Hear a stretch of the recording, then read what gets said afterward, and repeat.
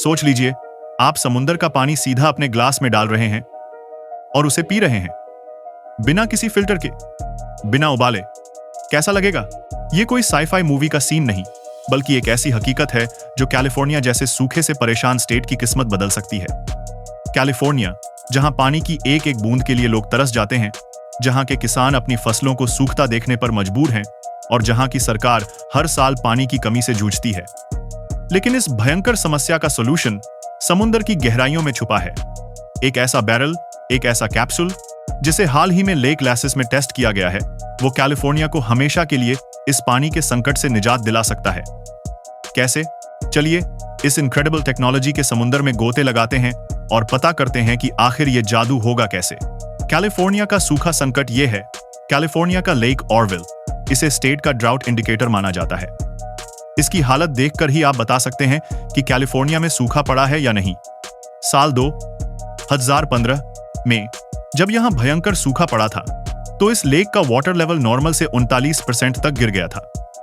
पानी जहां होना चाहिए था, वहां सिर्फ सूखी जमीन दिख रही थी। हालत 2021 में इससे भी बदतर हो गई, जब लेवल 35% पर आ गया। पानी इतना कम हो गया कि हायट हाइड्रो इलेक्ट्रिक प्लांट को बंद करना पड़ा, क्योंकि बिजली बनाने के लिए मिनिमम वाटर लेवल भी नहीं था। पानी की कमी से सिर्फ बिजली नहीं गई, इसका असर नेचर पर भी पड़ा।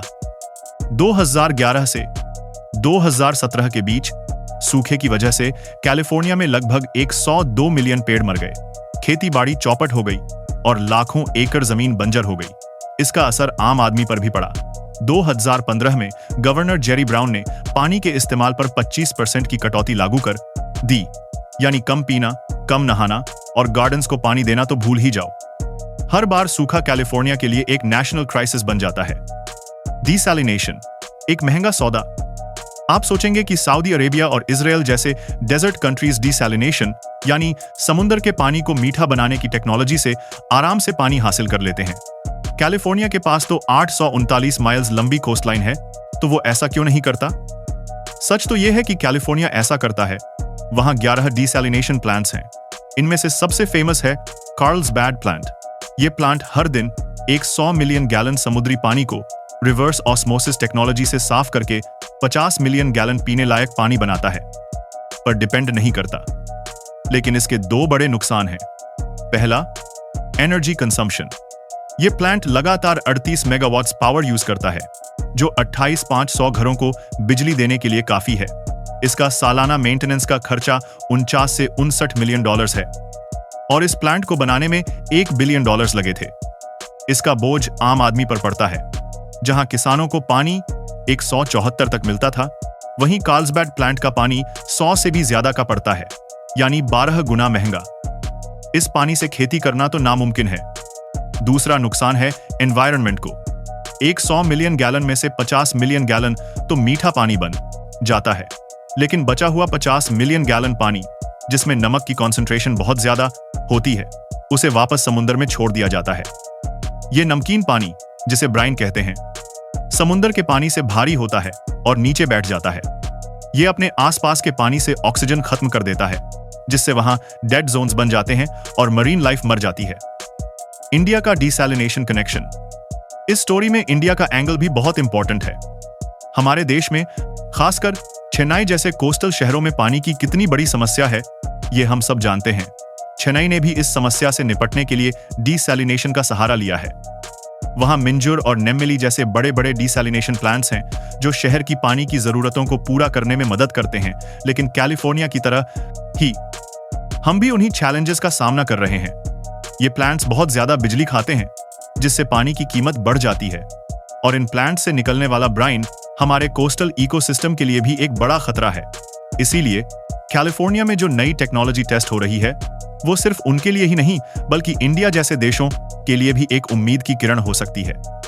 एक ऐसी टेक्नोलॉजी जो सस्ती भी हो और एनवायरनमेंट फ्रेंडली भी, हमारे शहरों की पानी की समस्या का परमानेंट सॉल्यूशन बन सकती है। समुद्र के अंदर का जादू, ओशन वेल। अब आते हैं उस रेवोल्यूशनरी सॉल्यूशन पर जिसका जिक्र हमने शुरू में किया था। वेस्टलेक के पास एक रिजर्वॉयर में एक कंपनी ओशन वेल ने एक कैप्सूल को पानी के नीचे टेस्ट किया है।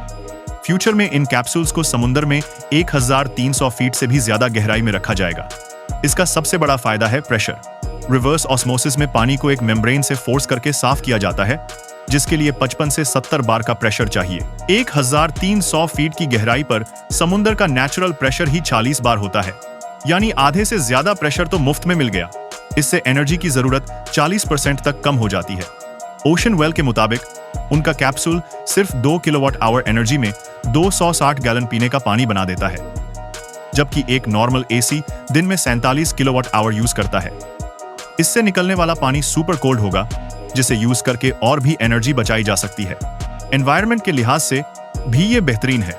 इससे निकलने वाला ब्राइन आसपास के समुद्री पानी से सिर्फ 5% ज्यादा नमकीन होता है और उसे कैप्सूल के ऊपर से छोड़ा जाता है ताकि वो जल्दी से डिफ्यूज हो जाए। इससे मरीन लाइफ को कोई नुकसान नहीं होता। साथ ही इसमें लाइफ सेफ नाम का पैटेंटेड सिस्टम लगा है, जो पानी के साथ आने वाले छोटे छोटे जीव जंतुओं को भी अंदर आने से रोकता है और उन्हें सुरक्षित वापस समुद्र में भेज देता है। लहरों की ताकत। ONCA के बुएज एक और कमाल की टेक्नोलॉजी है। ONCA टेक्नोलॉजीज के बुएज ये तो ओशन वेल से भी एक कदम आगे हैं। इन्हें चलने के लिए बाहर से बिल्कुल भी पावर नहीं चाहिए। ये समुद्र की लहरों की एनर्जी से चलते हैं। एक बुई समुद्र की सतह पर तैरता रहता है और जैसे जैसे लहरें ऊपर नीचे होती हैं, उस एनर्जी से ये समुद्री पानी को खींचकर रिवर्स ऑस्मोसिस सिस्टम के थ्रू साफ करता है और मीठा पानी पाइपलाइन के जरिए जमीन तक भेजता है। इस पर लगे सोलर पैनल्स एक्स्ट्रा हेल्प करते हैं। एनवायरनमेंट के मामले में इसका ब्राइन आसपास के पानी से 30% ज्यादा नमकीन होता है, जो ट्रेडिशनल प्लांट से तो बहुत बेहतर है। और सबसे अच्छी बात, इन बुईज को बनाने में रिसाइकल्ड प्लास्टिक बॉटल्स का इस्तेमाल होता है।